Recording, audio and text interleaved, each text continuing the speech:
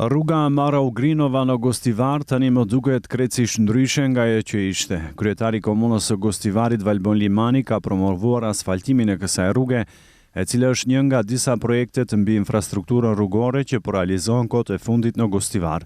Në promovimin e kësaj rruge, e cila ndodhet pas stacionit të autobusëve, merrnin pjesë edhe banorët e kësaj zone, të cilët shprehen falendërues ndaj pushtetit lokal për premtimet e mbajtura.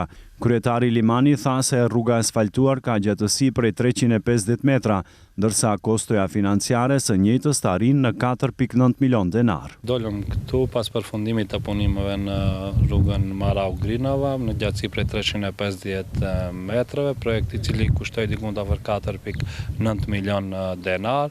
Gjithashtu njëri prej projekteve të cilat i kishim planifikuar dhe i cili tani më është realizuar. Në vazhdim do të vazhdojmë me realizimin e projekteve tjera, ashtu siç u kemi paralajmëruar.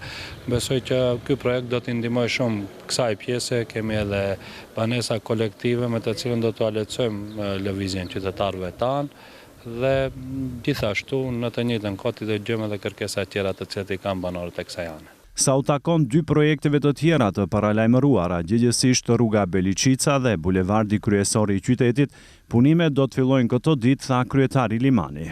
Bulevardi kryesor më veç bëhen përgatitjet e fundit, priteshin edhe disa informata për disa ndryshime të cilat ne si administratë publike deshim t'i bëjmë, por besoj që deri në fund të javës më veç do të fillojmë punimet në bulevarin, po edhe në rrugën Beliçica, simbas informatave të cilat i morëm nga operatori, këto ditë nesër pas nesër do të fillojmë punimet përgatitore për rrugën Beliçica. Ndryshe, kryetari Limani premtoi se në afërsi të stacionit të autobusëve do të asfaltohen edhe 2 rrugë të tjera.